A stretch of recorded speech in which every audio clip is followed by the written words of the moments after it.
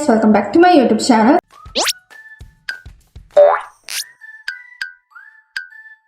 അപ്പോൾ നിങ്ങൾ തമ്മിൽ കണ്ട പോലെ തന്നെ ഞങ്ങളുടെ ബിടെക് മിനി പ്രൊജക്ട് എന്തായിരുന്നു എന്നുള്ളത് ഒന്ന് ജസ്റ്റ് എക്സ്പ്ലെയിൻ ചെയ്യാനുള്ളതാണ് ഈ വീഡിയോ. എന്നോട് കുറേ പേര് ചോദിച്ചിരുന്നു നിങ്ങൾ മിനി പ്രൊജക്ട് എന്താണ് ചെയ്തത്, മിനി പ്രൊജക്ടിനുള്ള ഐഡിയാസ് ഒക്കെ നമ്മൾ എങ്ങനെ എടുക്കുന്നത് എന്നുള്ളതൊക്കെ. അപ്പം നമുക്ക് S6-ലാണ് മിനി പ്രൊജക്ട് വരുന്നത്. അപ്പോൾ ആ ടൈമിൽ നമ്മൾ എന്താ ചെയ്യേണ്ടതെന്ന് വെച്ചാൽ നമുക്ക് ഇതിൻ്റെ ഒരു ലാബുണ്ട്. അപ്പോൾ ലാബിൻ്റെ ടൈമിൽ നമ്മളോട് തന്നെയാണ് മിനി പ്രൊജക്ട് നമ്മൾ എന്താ ചെയ്യുന്നതെന്ന് ചൂസ് ചെയ്യാൻ അവർ പറയുന്നത്.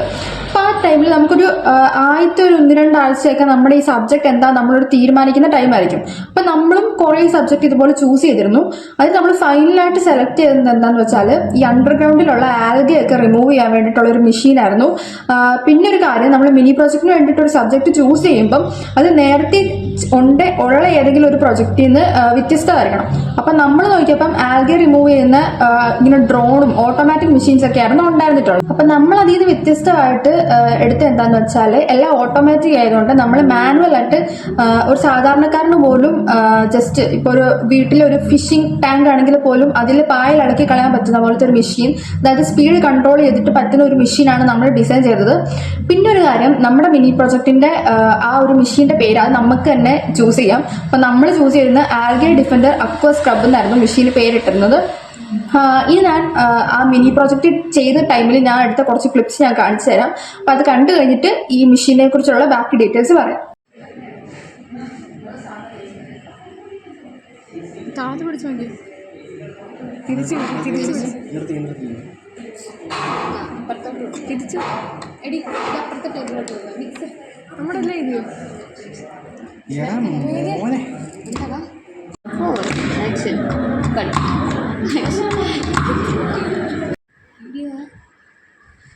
വീഡിയോ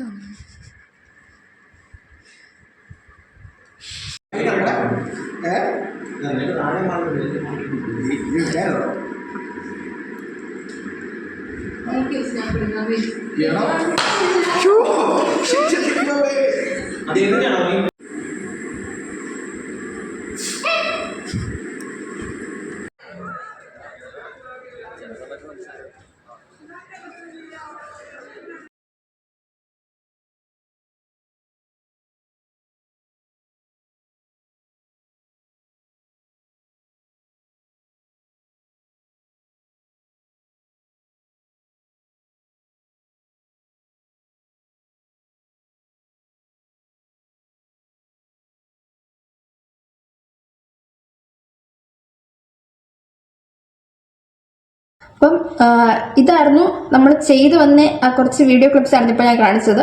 അപ്പോൾ ആദ്യം തന്നെ ഇങ്ങനെ ഒരു മിനി പ്രൊജക്ട് സബ്ജക്ട് നമ്മൾ ചൂസ് ചെയ്ത് കഴിഞ്ഞാൽ പിന്നെ ചെയ്യേണ്ട കാര്യം നമ്മൾ അതിന് വേണ്ടിയിട്ടുള്ള കമ്പോണൻസ് എങ്ങനെയാണ് നമ്മൾ ഫിക്സ് ചെയ്യുന്നതെന്ന് വെച്ചാൽ നമ്മൾ ആദ്യം ഒരു ബ്ലോക്ക് ഡയഗ്രോ അല്ലെങ്കിൽ ആ മെഷീൻ്റെ ഒരു പാഠം ചുമ്മാ റഫായിട്ടൊന്ന് വരച്ചു വെക്കണം. അപ്പം നമുക്ക് മനസ്സിലാവും ഏകദേശം എന്തൊക്കെ കമ്പോണൻസാണ് വേണ്ടതെന്ന്. അപ്പം നമ്മൾ ഇതുപോലത്തെ ഈ ഒരു മെഷീൻ്റെ ഒരു പടം ജസ്റ്റ് വരച്ചു കഴിഞ്ഞപ്പം ആദ്യം എൻ്റെ മെയിൻ കമ്പോണൻറ്റ് 2 റോട്ടറി ബ്രഷ് ആയിരുന്നു. അപ്പോൾ ആ റോട്ടറി ബ്രഷ് നമ്മൾ അത് ഫിഷ് ടാങ്കൊക്കെ ക്ലീൻ ചെയ്യാം, പായൽ ഇളകി പോകണമെങ്കിൽ ആ ഒരു അത്രയും കട്ടിയുള്ള ബ്രഷ് വേണമല്ലോ. അപ്പോൾ ആ ഒരു ടൈപ്പ് ബ്രഷ് നമ്മൾ പിന്നെ കുറേ നോക്കിയിട്ട് പിന്നെ ഞങ്ങൾ ആമസോണിൽ നിന്ന് ആ ബ്രഷ് ഓർഡർ ചെയ്തു. പിന്നെ വേണ്ടത് 2 മോട്ടർ വേണമായിരുന്നു. അപ്പം 775 DC മോട്ടർ 2 വാങ്ങി. പിന്നെ അതിന്റെ കണക്റ്റിംഗ് വയേഴ്സ്, സീലന്റ്, പിന്നെ PWM സ്പീഡ് കൺട്രോളർ, ഇപ്പം PVC പൈപ്പ്, ഇത്ര സാധനങ്ങളായിരുന്നു നമുക്ക് കമ്പോണൻസ് ഉള്ളത്. മിനി പ്രൊജക്ട് ആണല്ലോ, അപ്പോൾ ഇത്രയൊക്കെ മതി.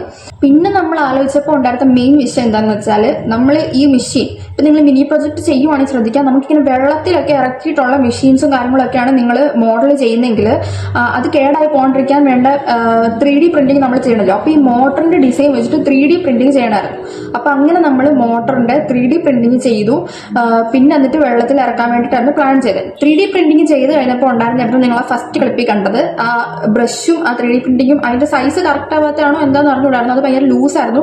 പിന്നെ ഒരു വിധത്തിൽ അത് ഉരുക്കിയാണ് അതിൻ്റെ ഒന്നും ടൈറ്റ് ആക്കി വെച്ചത്. കുറേ പ്രശ്നങ്ങളുണ്ടായിരുന്നു. ഇപ്പം മിനി പ്രൊജക്ട് ആണെങ്കിലും നമ്മൾ വിചാരിക്കുന്ന പോലെ എളുപ്പമല്ല.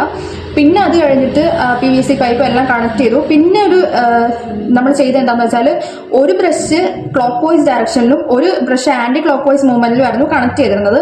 അതെന്തിനാന്ന് വെച്ചാൽ ആ വേസ്റ്റ് മെറ്റീരിയൽസ് എല്ലാം കൂടി ഇതിന്റെ നടുക്കോട്ട് വരാനായിരുന്നു അങ്ങനെ കണക്ട് ചെയ്തത്. അതുകൊണ്ടാണ് ഞങ്ങൾ ആന്റി ക്ലോക്ക് വൈസ് മൂവ്മെന്റും ക്ലോക്ക് വൈസ് മൂവ്മെന്റിലും ഒരു ബ്രഷ് കറക്കിയത്. പിന്നെ സാറ് നമ്മളോട് ഒരു കാര്യം പറഞ്ഞായിരുന്നു, ഇപ്പൊ ഈ മിനി പ്രൊജക്ട് തന്നെ നമുക്ക് മേജർ പ്രൊജക്ട് ആയിട്ട് അത് എക്സ്റ്റെൻഡ് ചെയ്ത് ചെയ്യാൻ പറ്റും. അതെങ്ങനെയാന്ന് വെച്ചാൽ ഇപ്പൊ ഞങ്ങൾ ഈ മെഷീൻ ഡിസൈൻ ചെയ്തല്ലോ, അപ്പൊ അതിന്റെ നടുക്കോട്ട് ജസ്റ്റ് വേസ്റ്റ് ഇങ്ങനെ തള്ളിയിടുന്ന മാത്രമേ ഈ മെഷീൻ ചെയ്യുന്നുള്ളൂ, അത് അവിടുന്ന് വൃത്തിയാക്കുന്നില്ല. അപ്പൊ മേജർ പ്രൊജക്ട് ആയിട്ട് നമുക്ക് വേണമെങ്കിൽ ഒരു ബാഗോ എന്തെങ്കിലും അതിൽ കണക്ട് ചെയ്തിട്ട് ആ വേസ്റ്റ് കൂടെ കളക്ട് ചെയ്യുന്ന രീതിയിൽ ചെയ്യാന്ന് പറഞ്ഞിരുന്നു. പക്ഷെ ഞങ്ങൾ മേജർ പ്രൊജക്ട് ആയിട്ട് അത് ചൂസ് ചെയ്തില്ല.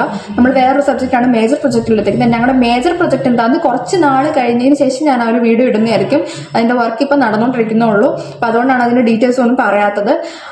പിന്നെ മിനി പ്രൊജക്ട് നമ്മൾ ഇത്രയൊക്കെ ഉള്ളൂ. പിന്നെ ലാസ്റ്റ് കാണിച്ച ഒരു ക്ലിപ്പായിരുന്നു അതിന്റെ വർക്കിംഗ്. അത് ഒരു ബ്രഷ് ക്ലോക്ക് വൈസ് ഡയറക്ഷനിലും ഒരു ബ്രഷ് ആന്റി ക്ലോക്ക് വൈസ് ഡയറക്ഷനിലുമാണ് കണക്ട് ചെയ്തിരിക്കുന്നത്. പിന്നെ ആ PW സ്പീഡ് കൺട്രോളർ നമ്മൾ മെഷീന്റെ മുകളിലാണ് വെച്ചിരിക്കുന്നത്. അത് ആർക്ക് വേണമെങ്കിലും മാനുവലായിട്ട് കൺട്രോൾ ചെയ്യാവുന്നതാണ്. പിന്നെ നിങ്ങൾ പ്രൊജക്ട് ചെയ്യുമ്പോൾ ശ്രദ്ധിക്കേണ്ട കാര്യം, നിങ്ങൾ ചെയ്ത പ്രൊജക്ട് ഒരു ജേണൽ പബ്ലിക്കേഷൻ ചെയ്യാൻ നിങ്ങൾ ശ്രദ്ധിക്കണം. ഇപ്പൊ നല്ല ജേണലിലൊക്കെ ഒരു പബ്ലിക്കേഷൻ കിട്ടുവാണെങ്കിൽ നിങ്ങളുടെ റെസ്യൂമേൽ വെക്കുമ്പോൾ അത് വളരെ വാല്യൂ ഉള്ളതാണ്. അതുപോലെ തന്നെ നമ്മളുടെ മിനി പ്രൊജക്ട് നമ്മളൊരു ജേണലിൽ പബ്ലിഷ് ചെയ്തിരുന്നു. അപ്പം മിനി പ്രൊജക്ടിനെ കുറിച്ചുള്ള കൂടുതൽ ഡീറ്റെയിൽസും അതിന്റെ വർക്കിങ്ങും കമ്പോണൻസ് എന്തൊക്കെയാണ്, പിന്നെ എനിക്ക് കിട്ടിയിരുന്ന ആ പബ്ലിക്കേഷൻ സർട്ടിഫിക്കറ്റ് ഞാൻ എൻ്റെ ഡ്രൈവിൽ അപ്ലോഡ് ചെയ്തിട്ടുണ്ട്. അപ്പൊ ഡൗട്ട് ഉള്ളവർ ജസ്റ്റ് ഒന്ന് കണ്ടു നോക്കാം. പിന്നെ നിങ്ങൾക്ക് മിനി പ്രൊജക്ട് ചെയ്യേണ്ട സമയമാകുമ്പോൾ എന്തെങ്കിലും ഡൗട്ട്സോ കാര്യങ്ങളോ ഉണ്ടെങ്കിലോ ജേണൽ പബ്ലിഷ് ചെയ്യേണ്ട എങ്ങനെയാണോ, ഏത് സൈറ്റിൽ കൊടുത്താണ് ജേണൽ പബ്ലിക്കേഷൻ ചെയ്യേണ്ടതെന്നൊക്കെ ഡൗട്ട് ഉണ്ടെങ്കിൽ ജസ്റ്റ് കമന്റ് ബോക്സിൽ കമന്റ് ചെയ്താൽ മതി. അല്ലെങ്കിൽ ജേണൽ പബ്ലിഷ് ചെയ്യേണ്ട എങ്ങനെയാണെന്നുള്ളൊരു വീഡിയോ തന്നെ ഞാൻ ഇത് കഴിയുമ്പോൾ ചെയ്യാം. അപ്പോൾ ജേണൽ പബ്ലിഷ് ചെയ്യുന്നത് വളരെ നല്ലതാണ്. നല്ല നല്ല ജേണലൊക്കെ പബ്ലിഷ് ആയി വരുവാണെങ്കിൽ നിങ്ങൾക്ക് തന്നെയാണ് അതിന്റെ യൂസ് വരുന്നത്. അപ്പം ഡീറ്റെയിൽസ് ഒക്കെ അറിയേണ്ടവർ ഡ്രൈവിൽ ഒന്ന് ചെക്ക് ചെയ്ത് നോക്കാം. അപ്പം ഇതായിരുന്നു നമ്മളുടെ മിനി പ്രൊജക്ട്. ഇപ്പൊ നിങ്ങൾക്ക് എന്റെ വീഡിയോസ് കാണാൻ ഇതുപോലെ ഇഷ്ടമുണ്ടെങ്കിൽ please to like, share and subscribe my YouTube channel guys and keep supporting. By.